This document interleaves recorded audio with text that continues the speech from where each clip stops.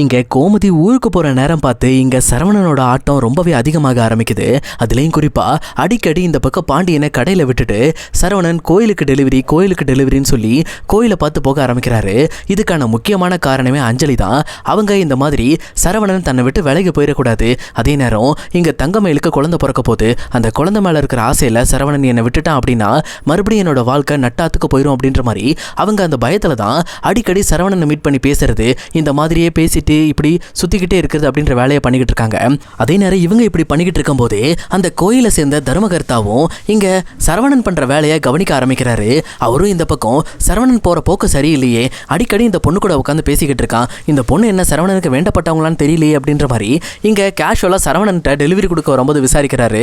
அதுக்கு சரவணனும் என் கூட படிச்ச பொண்ணு தான், மற்றபடி வேற ஒன்றும் இல்லை அப்படின்ற மாதிரி சொல்லி சமாளிக்கிறாங்க. அப்போ இதை கேட்ட தர்மகர்த்தாவும் இது ரொம்பவே தப்பா இருக்கு, இதை பத்தி நம்ம பாண்டியன் கிட்ட சொல்லி ஆகணும் அப்படின்னு சொல்லிட்டு ஒரு முடிவு எடுக்கிறாங்க.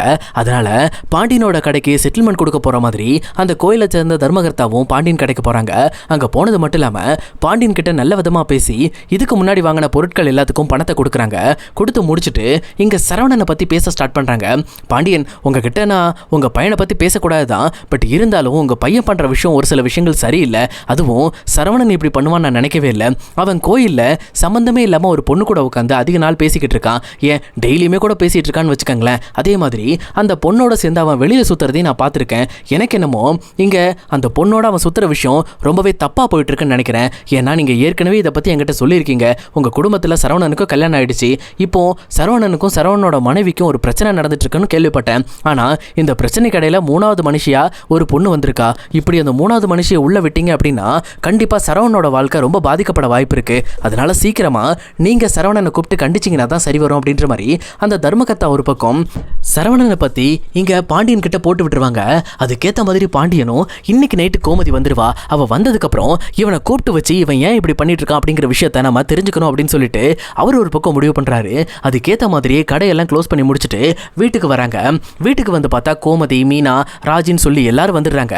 அவங்க வந்ததுக்கு அப்புறம் இங்க ரொம்ப கோபத்தோட பாண்டியனும் கோமதி நம்ம ரெண்டு பேரும் சேர்ந்து சரவணன் கிட்ட ஒரு முக்கியமான விஷயத்தை பத்தி பேசணும், அதனால நம்ம தனியா பேசலாம் அப்படின்னு சொல்லிட்டு சரவணனை மட்டும் தனியாக கூப்பிட்டுட்டு இவங்க ரெண்டு பேரும் தனியாக போகிறாங்க.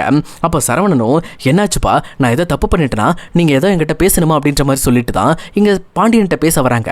ஆனால் அதுக்கு பாண்டியனும் வந்த வேகத்திலே கோபத்தோட ஆமாண்டா நீ ரொம்ப பெரிய தப்பு பண்ணிட்டு இருக்க, நீ பண்ணிட்டு இருக்க தப்பு ஊர் ஃபுல்லாக தெரிய வந்துட்டு இருக்கு அப்படின்ற மாதிரி சொல்கிறாங்க.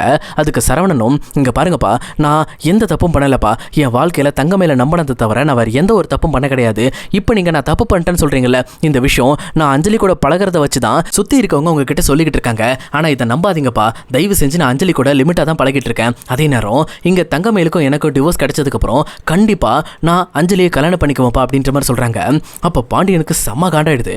அவர் ரொம்ப கோபத்தோட பைத்தியக்காரனாட நீ பைத்தியக்கார மாதிரி பேசிகிட்டு இருக்க, உனக்காக ஒரு குழந்தை வரப்போது, அந்த குழந்தைய நீ பார்க்குறத விட்டுவிட்டு இப்படி வேற ஒரு பொண்ணு பின்னாடி சுற்றிட்டு இருக்க, அதுவும் இந்த நிலைமையில் அந்த பொண்ணு உனக்கு தேவையாடா அப்படின்ற மாதிரி கேட்குறாங்க.